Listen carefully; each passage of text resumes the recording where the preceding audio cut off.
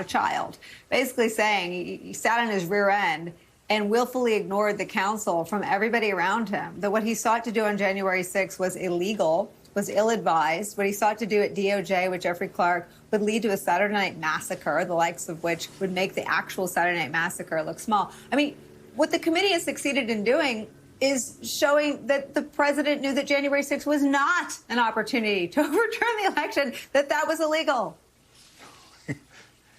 Right. Nicole, that's the thing. Like, he already knew, hey, this dude is not working, right? Every piece of documentation, every corrupt crony that he had put in office, even they said, this is a bridge, this is a Chris Christie bridge too far, right? They're just blocked. You can't do it. There's no way you can do this, right? He knew it already. And so January 6th can be seen as nothing but an attempt at a violent overthrow of the United States government.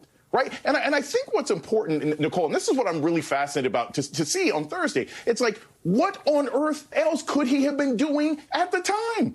What was he doing? Like, what else could be more important? We're mad about Uvalde cops for waiting too long to go in and stop a mass shooter, where their lives were in danger. But, hey, that's what we expect them to do. This man's job was to protect the country. All he had to do was make a phone call or a tweet, and he wouldn't do it. In fact, he darn near encouraged people to kill his vice president. So that's the part I'm really fascinated. I am curious as to what Republicans have to tell themselves at night before they go to bed, having survived last year, to tell themselves that made it okay that for hundreds of minutes, this man did nothing to protect the country as he attempted to slaughter every member of Congress.